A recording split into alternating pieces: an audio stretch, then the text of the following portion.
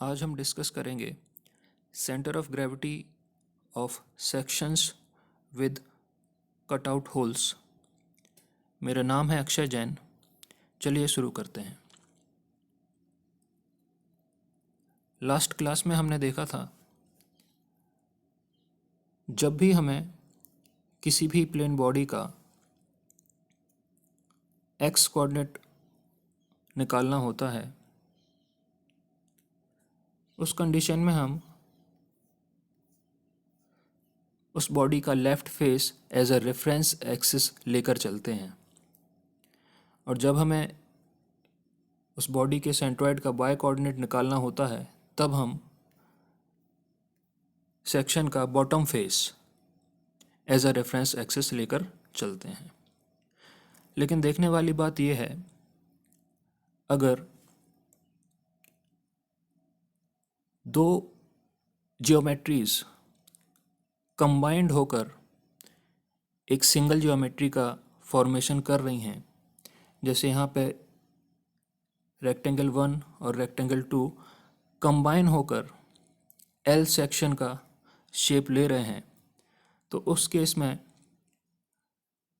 हमें दोनों के बीच में पॉजिटिव साइन यूज़ करना है, क्योंकि टोटल एरिया हमें कब मिलेगा, जब हम बॉडी 1 और बॉडी 2 को ऐड करेंगे। आज का हमारा टॉपिक था centre of gravity of section with cutout holes. ज़रूरी नहीं है कि होल जो है वो सर्कुलर ही हो। यहाँ पे जो हमारा एग्जाम्पल है, उस एग्जाम्पल में हम देख रहे हैं कि हमारी बॉडी सर्कुलर है और जो होल कटा हुआ है वो एक स्क्वायर शेप्ड होल है। तो हम क्या करते हैं, सबसे पहले हम कंसीडर करते हैं जो मेन सेक्शन है एज अ कंप्लीट बॉडी। सबसे पहले हम कंसीडर करेंगे पूरा का पूरा जो सर्किल है उसको। Then deducting the area of cutout hole, पहले हम सर्किल जो एज्यूम कर रहे हैं उसमें से हमें स्क्वायर को सब्सट्रैक्ट करना है। तो इस बॉडी में पॉइंट ए जो है उससे पास होती हुई जो एक्सिस है उसे हम लेंगे एक्सिस ऑफ रेफरेंस। बॉडी 1 हम मान के चल रहे हैं सर्किल के लिए, जिसके कोऑर्डिनेट्स हैं x1 y1।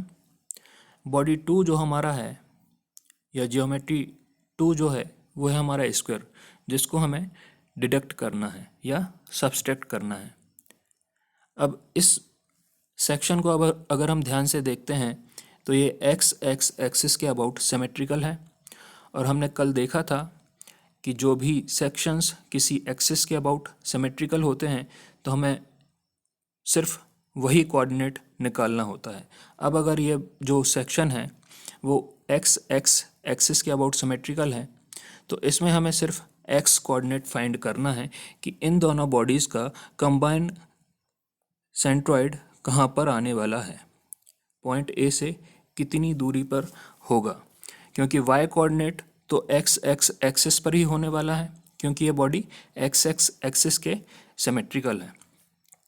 तो ये निकालने के लिए हमें यहाँ पे माइनस साइन यूज़ करना पड़ेगा, क्योंकि जो भी एरिया फॉर्म होने वाला है वो फॉर्म कैसे होगा, जब हम इनका डिफरेंस लेंगे। मतलब बॉडी 1 के एरिया में से, सर्किल में से हमें किसको माइनस करना है, स्क्वायर को माइनस करना है, तब जाके हमें इस सेक्शन का एरिया मिलेगा। आगे बढ़ते हैं। प्रॉब्लम कुछ अलग तरीके के भी हो सकते हैं, जैसे यहाँ पर हम देख रहे हैं calculate centroid of the given section. इस सेक्शन को अगर हम ध्यान से देखते हैं तो हमें दिखता है कि एक रेक्टेंगल है जिसमें एक ट्रायंगल को ऐड किया है और एक सेमी सर्किल को सब्सट्रैक्ट किया है। तो ऐसे प्रॉब्लम्स को हैंडल करने के लिए हमें सिंपल ज्योमेट्री का यूज़ करना है। जैसे यहाँ पे अगर हम इसका सॉल्यूशन देखते हैं तो सेंट्रॉइड फाइंड करने के लिए हम तीनों बॉडीज़ के अलग अलग सेंट्रॉइड मेंशन कर देंगे, और प्रोसीजर वही है, बॉडी का जो लेफ़्ट फेस है या सेक्शन का जो लेफ़्ट फेस है उसको हम एज अ रेफरेंस एक्सिस लेके चलेंगे for calculation of x bar. X bar calculate करने के लिए यहाँ से जो भी डिस्टेंसेस हैं, ये x1 है, ये वाला x2 है, ये वाला x3 है। तो एक्स बार कैलकुलेट करने के लिए या फिर सेंट्रॉइड का एक्स कोऑर्डिनेट कैलकुलेट करने के लिए हमें क्या करना है, रेक्टेंगल में ट्रायंगल को ऐड करना है, लेकिन सेमी सर्कल को सब्सट्रैक्ट करना है। तो हम a1 x1 plus a2 x2 लेंगे, लेकिन यहाँ पे हमें क्या लगाना है, माइनस, क्योंकि हमें सेमी सर्कल को क्या करना है, डिडक्ट करना है इसका एरिया। ठीक है, divided by a1 plus a2, क्योंकि ये दोनों ऐड हो रहे हैं, माइनस a3, क्योंकि सेमी सर्कल को हमें डिडक्ट करना है। ठीक है, वैसे ही y कोऑर्डिनेट कैलकुलेट होगा, प्रोसीजर वही है। सेक्शन का बॉटम फेस लेना है हमें एज अ रेफरेंस एक्सिस।